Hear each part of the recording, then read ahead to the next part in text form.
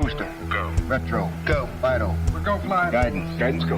Launch control, this is Houston. We are go for launch. I feel the need for speed. You gotta ask yourself a question. Do I feel lucky? Well, do you, punk? Join us or die. And welcome to Mark Groupie Outdoors, the podcast. We're happy to have you back, and we've got a great guest in our studio today, and it's about getting to one more time, the beginning of Good job. summer. Thank you. Excellent vocal Beginning skills. of summer, lots of new stuff's happening, but before we get kicking off, Ryer, why don't you tell us about all our different social media and listening options? Well, Mark, have you ever heard of the internet? Yeah, help me out with that. It's this really cool thing that connects people across vast distances almost instantaneously, across oceans and time. You can put videos up there. You know, we put videos up there. Did you know that? I did know that. You know that you can stop forcing me to export the videos onto a VHS so that you can play them onto your VHS player now. All right, why don't you stay in your lane? Tell people how they can find us, and leave the humor to me. Leave the humor to the pros, so you don't fail miserably. Semi-pros, maybe. Semi-pros, maybe.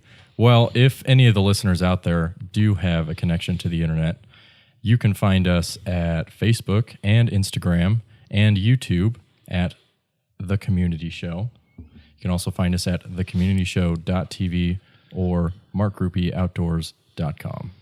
And if you want to find me personally, you can find me on my personal Facebook page at Mark Groupie. So, and you can find me on my personal page at Ryer Porter. Is with the also wannabe _ Ansel Adams or something like that. Isn't that your? My style is completely different from Ansel Adams, but thank you. I'll take the compliment. You'll take the comparison. You'll take lumping you into the same. Well, anyways, in our studio today we have a guest, and he is a we'll call it a North American traveling hunter. He's been the Northwest Territories, Alaska, all throughout the United States, chasing big game. He's a fitness buff and plain ass buffed himself, and he's here to talk with us and share some things that he's learned, experienced, done. Dennis Klomp, welcome to the podcast. Thank you. Thanks for having me. Thanks for the invite to the ranch. Yeah, we're up here. We're chasing some pigs, and unfortunately, I was not a very good host. I killed a pig, and you saw a couple, but I did not. I failed as a host. I failed you. I think I know why you killed that pig, Mark. Because I wasn't there with the video camera. Trust me, I thought of that as this thing's right there below me at 12 yards away, giving me awesome video where I can't even chase it away as a cattle truck drives by 100 yards away. Normally we breathe wrong or step wrong and everything blows up.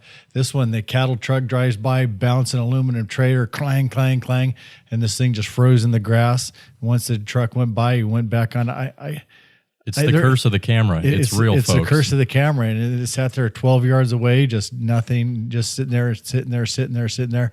Finally, I couldn't help myself. I said, "It's asking for it now." You got to take your shot. You got to. This wouldn't be the first time this has happened to me. My buddy Brent did this to me too. Oh yeah, when I took him in, he well, and you know what? It was my own fault because he said, "Which side do you want? You want the left side or the right side?" And I chose the left side. And he was lucky enough to get a buck step right in front of him on the right side. So hey, it happens. Well, sometimes it happens. Sometimes it's better to be lucky than good. That's for sure. Absolutely. That's great. But anyways, you haven't been a hunter your whole life. When did you jump into the hunting game? Yeah, I right after college. I went to Cal Poly, and some of my friends that were in the fraternity were all from Northern California, and they were all big duck hunters and pheasant hunters, and kind of got introduced to the hunting world by hunting birds. And then after I graduated, I hunted ducks with a buddy of mine.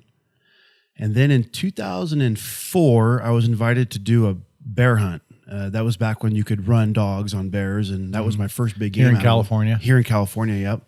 So that was my first big game animal. It was a nice big black bear, and that kind of got me excited about it with hunting, big game hunting. And I spent the next several years, people call it hunting, but it's not really hunting. It's just driving around roads and hoping you run into something. And so we did that for a few years and shot a few bucks, and then started, doing the out-of-state thing and the guided thing. And the more and more I did it, the more and more addicted I became to it. Huh? I did. I became obsessed with it. And, at the time I wasn't in very good shape, and, I needed to be in better shape to do. So you could tell that was a limiting factor on you, your conditioning. Absolutely. Yeah. I mean, it was the difference between me getting out of the truck and going a mile and me, getting to a trailhead and going 10 miles. It was huge. Yeah. I just physically couldn't do it. Right. Yeah. It definitely opens up a lot of acreage to you that was not available to you in the past. Absolutely. Yeah. And, there's a lot of people in this state will say, oh, there's no more deer left, or there's no good bucks in California. Well, I beg to differ. You got to get out of your truck. Yeah. Yep. So, how long ago was it you made this commitment to physical fitness for your hunt, for reasons of hunting? Fairly recent. It was in 2014 when I drew the Unit 14C mountain goat tag in Alaska. And I knew I had to change. I was going to the gym and lifting weights and get on the treadmill or the step mill. But, that's when I started CrossFit in 2014. And, I think I started at 248 pounds. And within 6 months, I was down to about 220. So it felt a lot better. Yeah, it did. I mean, right there, besides being in better shape and having a better motor to run, you combine that with the fact that now you're carrying 30 less pounds. It's like not having a pack on. So it's a double whammy plus for you, that your motor's working better and you're carrying less weight. Yeah, so it was noticeable. My knees would get tendonitis being bigger like that, and running and hiking, and that all went away. And it's amazing what fitness does for your both mentally and physically. Yeah, and a lot of it's mental too. Sure is. Yeah, when you know you can get to where you need to be, and also you can get home, and that if you get turned around or a little bass backwards or way back in there or something down, you just know it's a matter of time getting out, not if you're going to get out, or, if you're going to get the animal out. You just know, well, it's going to take time. I got this. It may suck a bit, but it's the job's getting done. It is, yeah. And that is the mental part of it. Is the easy part of hunting is pulling the trigger. Yeah, that's. After that is when the real work begins. So, I think a lot of guys would maybe pass on an animal way back there knowing that they couldn't get it out. But that doesn't happen. No, not on this side of the table anymore. That's for sure. Not on this side. And I've got some animals in some places I kind of had to scratch my head, but wouldn't have it any other way. Oh man, yeah.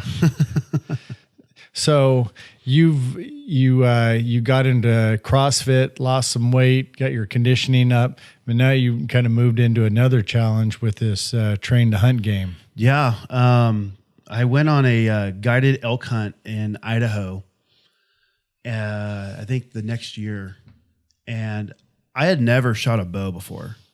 My vision of bow hunting was all from the Hunting Channel, and it was guys sitting in tree stands hunting over corn feeders. And I thought, how that is the lamest thing. That's lame. That's boring. Like, why would you want to do that? Me personally, that's what I felt. But then I was listening to this guide, and he was diehard archery elk. And the stories that he was telling about bulls screaming and coming in and snot-nosed and red-eyed and, getting within 15, 20 yards of you was just blew me away. And I knew that that's what I had to do.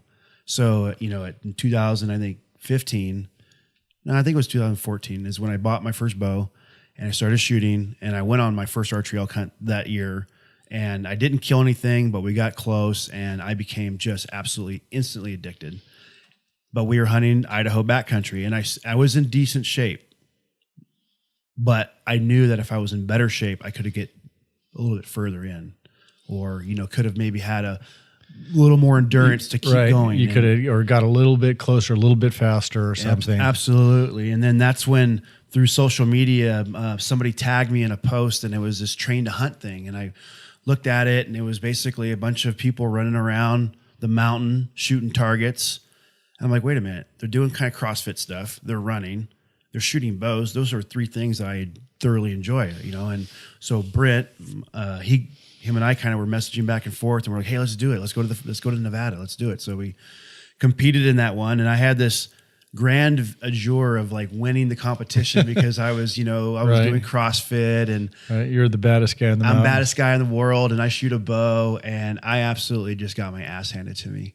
And it was the best feeling in the world to get out there and realize that what I've been doing was good, but I was so far away from being where I needed to be.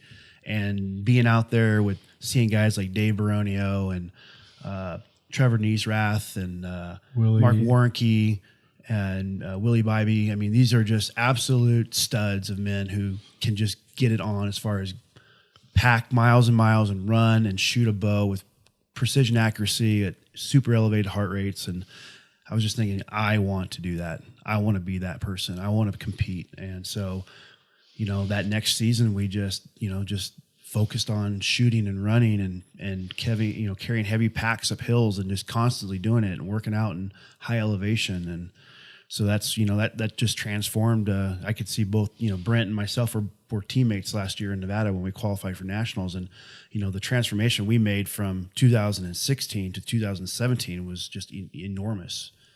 Our physical abilities were enormous. So, that has been, that has helped us both in getting back into the backcountry. And unfortunately, Brent couldn't make it to nationals due to a prior family obligation. So I kind of was mulling around and calling different people, said, "Hey, you want to be my partner?" And because I had already qualified and I was dead set on going.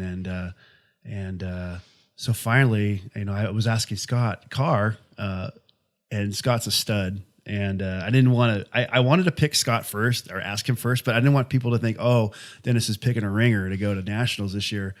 And so I was like, "Hey, who do you think would be a good partner for me?" And he would suggest this person. And then finally, after a while, he just said, "What, you don't want me to be your partner?" I'm like, "Yeah, I do want you. You want to be my partner." So 2 weeks before he agreed to go with me, and so we went, and I picked him up. I picked him up in at Salt Lake City. I took my 10-year-old and drove with another guy competing, and we did it. And it was a very difficult competition as far as physically, mentally. It was a very difficult course, but we muscled a third place podium finish, and it was an elation to be participating with all these people who you look up to, and to be at the top of the game. And we were able to do it. We weren't the fastest guys on the hill, but we shot our way to the podium, and that's what it's about. It's making the shot when it counts. Yeah, making a shot when it counts. And and what train to hunt reveals is maybe your limiting factor. So you've got to be a complete bow hunter. You can't just be in shape. You can't just shoot a bow. There's plenty of people that can do both, but you have to be able to shoot a bow, pick the right spot on an animal, be in shape, be able to make hunting shots. You have to be, a complete hunter to compete in that. So, where you guys, your conditioning was good, but not was very good, but not the best. But your shooting picked you up. Yeah, it did. And, every time you go to one of these, you find a flaw. You find something that you need to be better at, So it's a great, it's just a great way to motivate you to all right, this is what I'm going to work on. And it's cool doing your own programming too, because really, there's no programming for you. I mean, the Train to Hunt website will have some concepts and workouts, but as far as individually, you got to kind of make up your own workout plan, how you're going to attack the day, or, what am I doing for the next week? How am I going to set my workout schedule? And, right now, I think a lot of times when guys, they get to a regional, they have regionals in different states here in the West and some couple on the East Coast. And, they start getting in shape. And then once I think somebody qualifies for a national competition, I think your mindset changes, because then it's really, okay, now it's on. Like if I'm going to go and make that commitment, that time commitment to go to Colorado and compete there, I'm going to be in the best shape I can be. So right now it's kind of, we're those of us who've qualified or getting ready to qualify, we're in pretty serious mode of getting in shape and training our butts off, and shooting as much as we can every day if possible, and just doing something to just better be ourselves all the time. Real quick, just for those who aren't familiar with the Train to Hunt, what is that? What does an event consist of? That was just what I was going to ask him. So, Train to Hunt, I read your mind. I think you guys are good at that. What would an event look like? You show up. How an event would look like this. There's 3 parts to the event. There's a challenge course, there's a mountain course, and then there's a 3D course. The challenge course consists of intervals of about every 15 to 18 minutes heats. So you have about either 4 teams or 4 individuals competing at one time. Each lane will have like a box from like a CrossFit gym, like a step-up box. And you're going to do a series of exercises. So, for instance, this season, the standard is you'll have, depending on your age class, you will have a prescribed weight. So for men's open, which I believe is 16 to 39, it's a 50-pound bag. Men's masters, which would be 40 to 49, would be another 50-pound bag. And then I think as you get into like the super masters and the seniors, it goes to like 30 pounds or 20 pounds. And then women, it would go like 30 pounds, then 20 pounds, then 10 pounds. So you'll take that bag and you'll step up and over a box 20 times, and then you'll run a loop. They'll have a course set up 300 meters, 400 meter, wherever. It could be up and down a little hill. Then you're going to come back to your station, and then approximately 30 to 35 yards away, there'll be a 3D target, and you're going to shoot an arrow at that 3D target. Do you know the distance, or you have to guess? You can range the distance before you shoot. Yeah, but it's typically 30 yards is about where it's going to be. But yeah, you can just go there and range it real quick, and you'll know where it is. So you'll shoot that target, and once you shoot the target, you go back and you grab your bow, or you grab your bag again, and you're going to do 10 ground to shoulders to step up and over the box. So you're going to grab that bag, you put it on the ground, you're going to throw it on your shoulder, you're going to step up, and then you're going to step over the box 10 times, drop the bag, run the loop, come back and shoot. And then you'll come back and you'll do 10 burpees up and over the box, run, shoot, and then you'll do the dreaded get-ups. So the get-up is you have your bag, you go down to your back, and then you got to get back standing up straight again, and then you go up and over the box again. So you do a get up, go over the box, back down, get up, yep, back 10, over the box. 10 times. 10 times with your 20, 30, 40, 50, yep, whatever pound bag. And you're going to run, you're going to shoot again. Then after you shoot your last arrow, you have your pack that's already preloaded with your prescribed weight. You're going to grab that, your bow, which has 2 arrows still in it, in your quiver, and then you're going to hit what they call the mountain course. So the mountain course is a 1.5 to 2 mile course. Depending on the terrain, it can be rolling, it can be steep. A couple weeks ago, the Washington course was just brutally steep. And then there's going to be 2 targets that you're going to range and you're going to shoot. Now, the one thing I did forget to mention, if you miss a target throughout the challenge or the mountain course, it's an automatic 20 burpee penalty. So add the burpees into the mix. You don't want to miss. That's the main. People ask me, "What's the secret?" Or don't miss. Don't miss. Just don't miss. Because if you miss, it's horrible. You never make that up. It's just some guys can, but Yeah. it's horrible. It sucks bad. Yeah. Yeah. So you'll do that. So you're going to, you'll go through, you'll do your 1.5 to 2 mile mountain course. You'll come back, finish the line. This is all timed too. And you're racing. So it's a big race. You come back, then you have 15 minutes to recoup, rehydrate, grab your arrows, and then you hit a 3D course, a 20 target 3D course. And so the shots on the 3D course are, they're going to be time shots. There's going to be 30-second holds. There's going to be shooting off your butt, shooting off your knees. There's going to be 1-yard shots. There's going to be 65-yard shots. There's going to be shooting straight uphill, straight downhill. Any mix that these guys can, use a terrain to make a tough shot. And I can see that over the last 3 years, you can see that they're taking more pride in making these courses Right. more difficult, which is good because it gives you a realistic scenario. Sure. We don't always get to walk out and see the buck at 35 yards with nothing behind it or nothing in front of it, and nothing next to it. A lot of times that you're only shot on.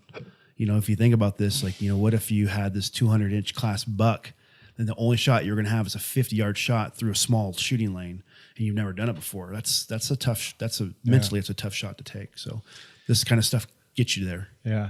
Do they do any stuff where, like, if you put a deer or an elk target out there at 50 yards and you put some brush in the way at 20 yards, that the brush might be covering the vitals, but because your arrow arcs, you know what I'm saying? You're basically putting the pin on a brushed over area on your target, but because of how the trajectory of arrow, it actually drops over the top. So of the brush. I've seen them use limbs.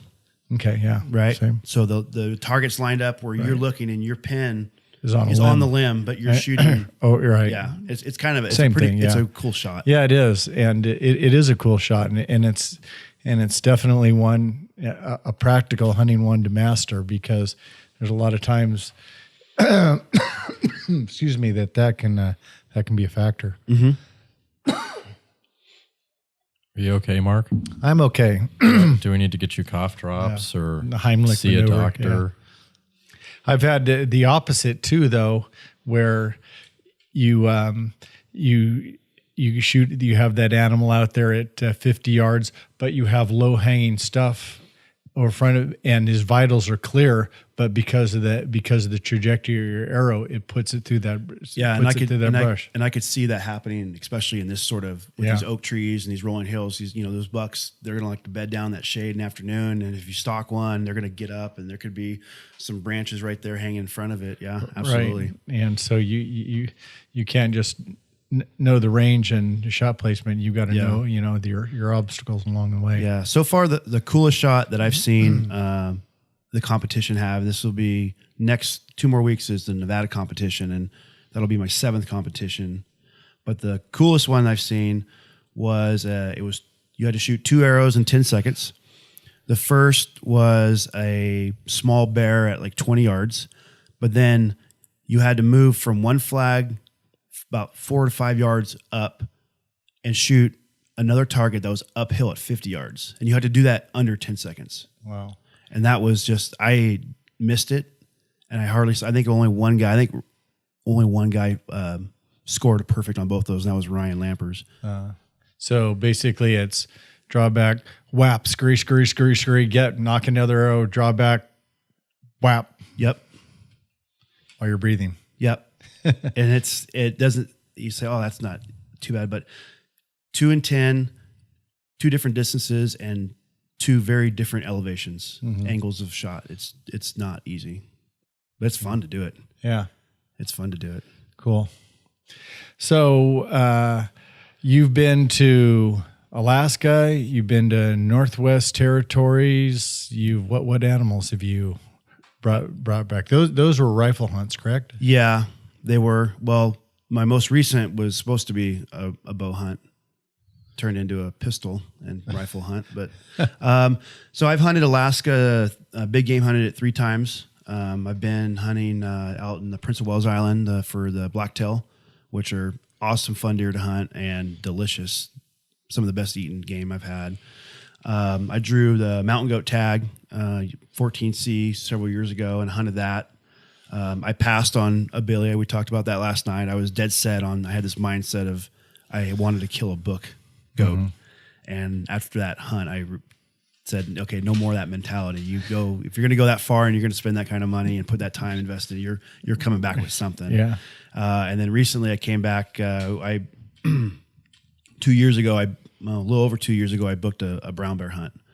I said, okay, this is the apex predator. This is the king of the bow hunting. Let's go and see if we can do this. And so that was a 10-day hunt, and it was Alaska is an awesome, amazing, dangerous, beautiful place. And long story short, I ended up having to drop my bow and grab a rifle. It was on the last day, and to get a bear, because I told you I was not coming home without an animal if I could, and we just didn't get that close opportunity with our bow. And so we ended up putting a few decent shots in this big sow, and she didn't go down, and we had to go and get her while she was still alive and in the brush, in the brush. And it was a 45-minute excursion that was broken up about 10 minutes into it by a covey of a ptarmigan that just scared the living daylights out of us. But we end up stumbling upon her while she was still alive, and the guide, she roared at us, and then he put one into her, and I put a couple into her, and then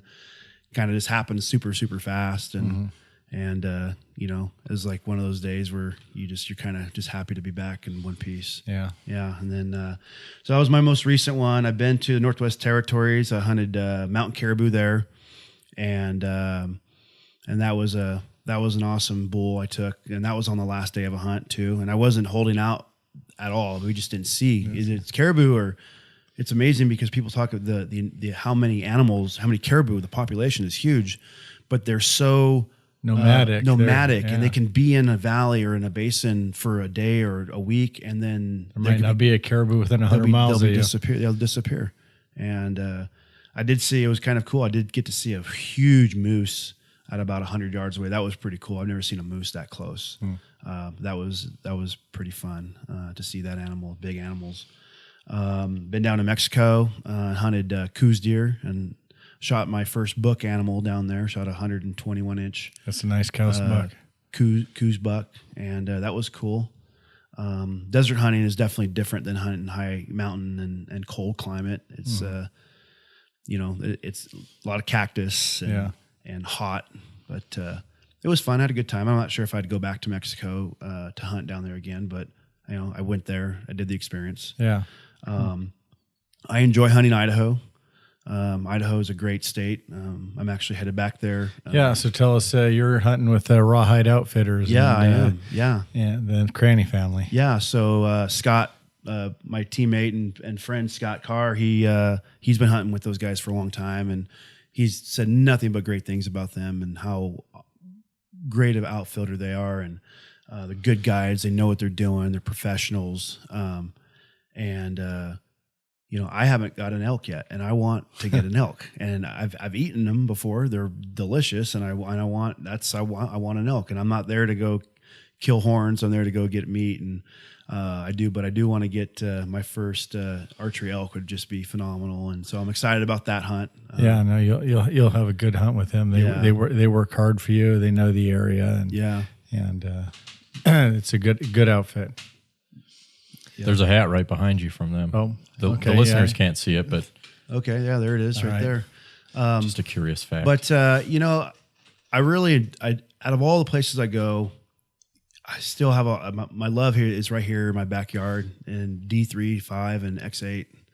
I just love it when people sit, like I told you earlier, when people sit there, oh, there's no deer in California, or there's no big bucks left. I mean, I just want one day just to have, and I've seen them, and we know where they're at, and it's just a matter of getting to them and getting the tag on the right year and getting them. But I just want to be able to say, here you go.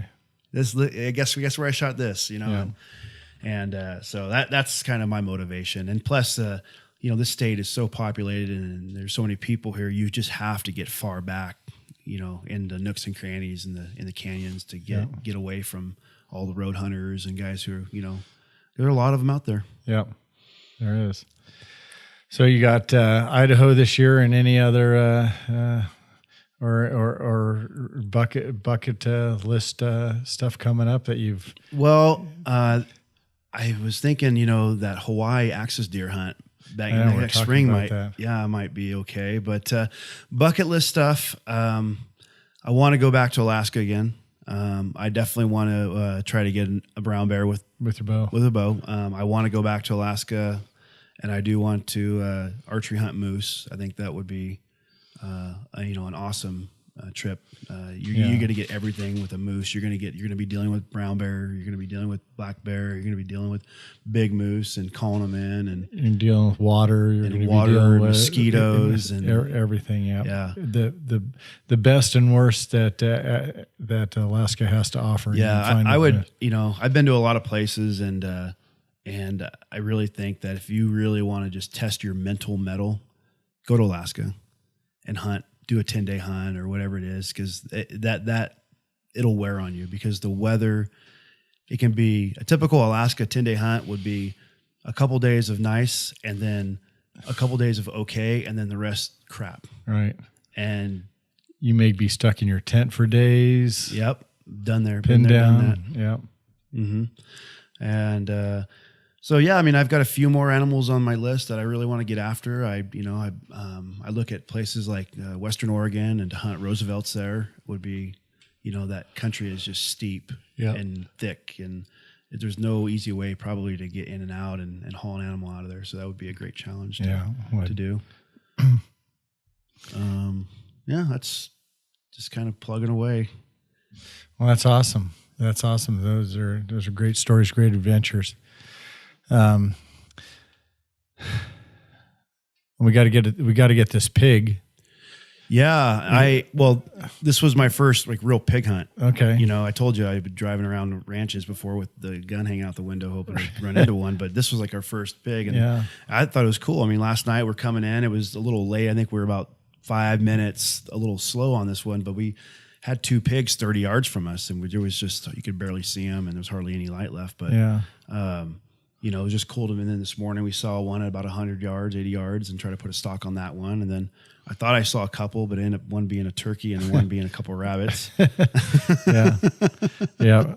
Lots of rock pigs and stump pigs too. Oh, I couldn't believe you guys have a lot of rock pigs on this ranch. Well, it was kind of funky today. Honestly, I expected to see more yesterday evening and this morning, but there was a lot of fresh coyote crap and stuff like that on the road. And sometimes I think the coyotes have the same plan that we do. They make the rounds through these grain fields, and although there's no danger to a mature pig. If there is a sow with a bunch of her babies, she gets whiff of that coyote or sees that coyote, she's going to let out her woof and her wheeze, and anything within hearing distance of her in that field or the next field, hears that alarm call. They don't know what it is. They don't know whether it's someone's, if that sow's alerting them to a coyote, to a lion, to a human, to what. They just know, probably get the heck out of Dodge. So,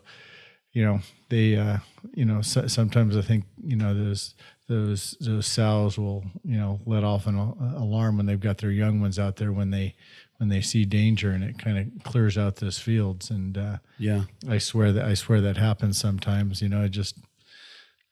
So what's your best wild boar recipe? Like what's your favorite thing to do with wild boar?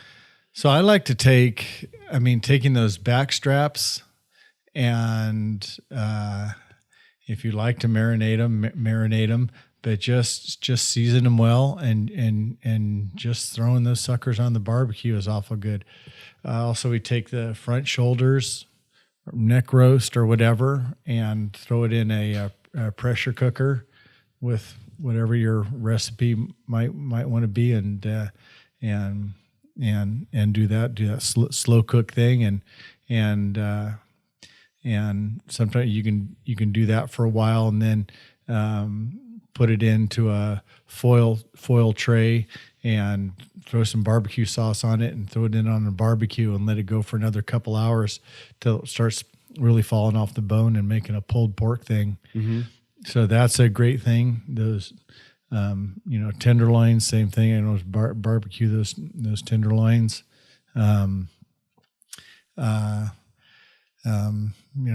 Smoking. If you got good hams, you smoke the hams or making sausage out of them. There's just the one thing. I don't know if you could see on that pig. One thing that's true about most of the pigs you shoot on this ranch is they're fat. They're in good shape, and that seems to be the overriding factor on whether the animal's going to be good eating or not is what kind of shape it's in. I've shot some 300-pound boars that were butter fat, that were fine eating. I've shot some skinny sows that had just weaned their babies, and they weighed 80 pounds and they should weigh 120 pounds, and they were horrible eating. If you're into eating them at all, I would recommend not shooting a thin pig because they're strong and tough. But if they're fat, scoreboard. Yeah, they're good. Why don't you give us a plug on your restaurant ventures? Oh, a couple of years ago, I was kind of asked to be a part of an investment group in Sacramento. Friends of ours, they own I think 8 or 9 restaurants in the Sacramento area at the time. And it was Matt and Fred Haynes, and they had a local restaurant up there in El Dorado Hills, Bistro 33, and then they have an original one down in Sacramento called 33rd Street Bistro. And so just good guys and successful business people, and they were looking for investment money. So myself and I think it was a dozen or more other guys signed the check and put the money in, and it's a great place. It's in East Sac. It's called Wildwood. It's over there in the pavilions. It's a wonderful outdoor venue. Right now, this time of year, they've got live music from Thursday to Sunday.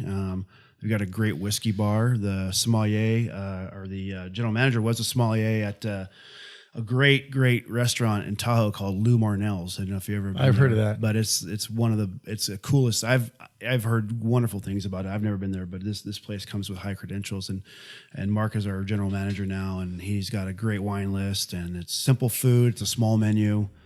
It's Friday and Saturday night. It's packed. So right. We'll put up a link to that with our stuff. So if you find that's Wildwood in East Sacramento. Well, Dennis, thank you very much for spending some time with us and doing a little hunting with us and drinking a little whiskey last night and making it harder to get up at 4 this morning. I know. I feel like it's like midnight right now, but it's only like noon. But we thank you very much for spending some time with us. Yeah, thank you. And, this next year, let's maybe get a big game hunt. I think the Hawaii one could stick. I think I could do that. I think I could make bring Michelle along. I could make some brownie points too. And and go hunting. That's killing 2 birds with one stone right there. All right. Well, thank you guys very much also for listening, and we appreciate always your listenership on our podcast and our viewership on our videos. Anything else that we need to touch on there, Ryer? Thank you for that. Thank you for that pearl of wisdom. If you just Ryer, Mark's always else? trying to rush me through things. I like to take I like to think about things. I don't just like to throw all my words out into the world like you do, Mark. Well, so for thinking about things, they sure do not sound very thought of. Good. I think Mark has demonstrated my point excellently. How's that for thinking of thoughts? Thinking of thunk things. I thunk better than you thunk. You thunked it? Yeah, I'm thunked up. I think that the only thing left to do here is plug our social media shamelessly, because we really have no lives outside of our social media. We just sit around and wait for you guys to engage with us. And when you don't, we feel lonely and unfulfilled. Sometimes that's days and even weeks. Months, years. So please save us from our own misery. Yes, save us from staring at our phones and our computer screens. Let us hear that little bing, like someone liked something or messaged us or something. It's like a shot of cocaine. That's right. Just endorphins adrenaline that shoots through my body when then bing, somebody liked it. He loves me. He really loves me. So please help us feed our addiction by going to our social media. We're on Instagram and Facebook and YouTube because, if you're going to do one drug, you might as well do them all. So at The Community Show. You can also find us on our website at thecommunityshow.tv, www in front of that. And then markruppyoutdoors.com. So no Twitter? No. I can't get behind the Twitter. If Mark wants to do the Twitter, he can do the Twitter. I can't. He's got to get me to Instagram. I'm going to go drag kicking and screaming into Instagram. Okay.